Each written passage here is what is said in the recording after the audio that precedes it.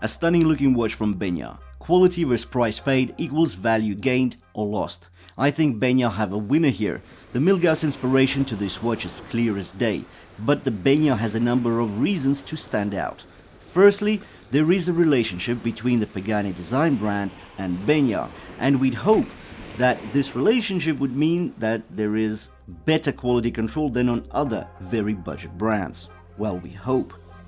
Secondly, it gets a lot of goodies. Firstly, the watch does get a solid stainless steel bracelet, a wide open exhibition back revealing the rotor and the balance wheel, an open and uncluttered matte black dial with green, white and orange effects and highlights. The key standout feature on this $30 watch is the automatic movement. Let's be fair, to bring a watch to the $30 price tag, things had to be cut out. So there are quite a few shortcuts that are witnessed on this watch. Yet, those shortcuts, we'll mention them, but of course I'll mention the pros as well, because $30 is definitely a budget price, and this watch looks way above that. Of course, when we look into the details, yeah, pros and cons, we'll cover them. Let's talk about it in this review. Now, $30, the link is in the description below, so do check it out if you're interested in getting a sharp price.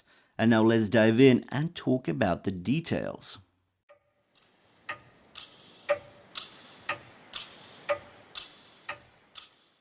Benyar offers the watch dials in a number of variations, such as an OP look or the Explorer look, and of course this Milgauss look. So there are options that will make you feel like a millionaire, with 3 or 4 automatics of this watch that will cost you less than $150.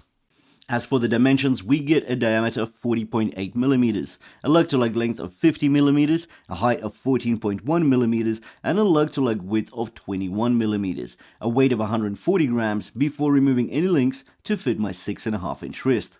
In regards to the case design, there are a few goods and bads. Let's start with the negatives. The case is made of a zinc alloy. Surprise, surprise, considering the $30 price tag. And that's about it for the really bad or the really clear negatives. The case is polished all round, on the rounded flanks and the lug hoods. The flanks are nicely sculpted, they are rounded laterally, making smooth transitions to the underside and to the top of the watch. The profile of the watch is rather flat. The lugs are only slightly curving downwards at the tips, but considering the inverted end link design and the relatively modest lug-to-lug length, that's okay. As you can see, there's hardly any overhang on my 6.5-inch wrist. The fixed bezel actually slightly overhangs the case and the flanks. It even rears onto the end links.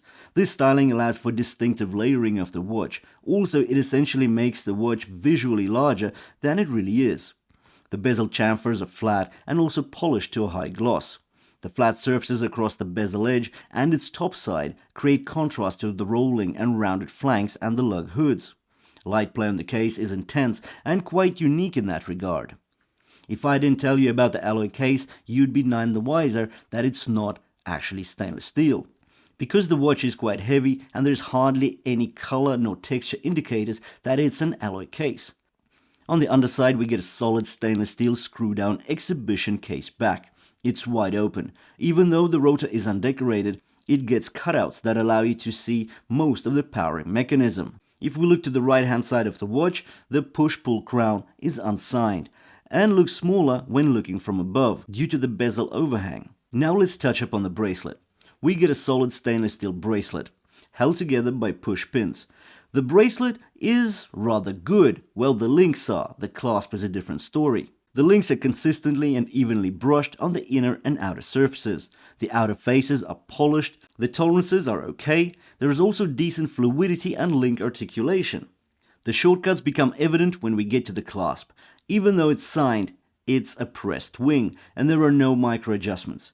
Considering the removable links are 9 millimeters wide, it can be quite a hassle to find the right fit for your wrist size. And now to the dial and the crystal.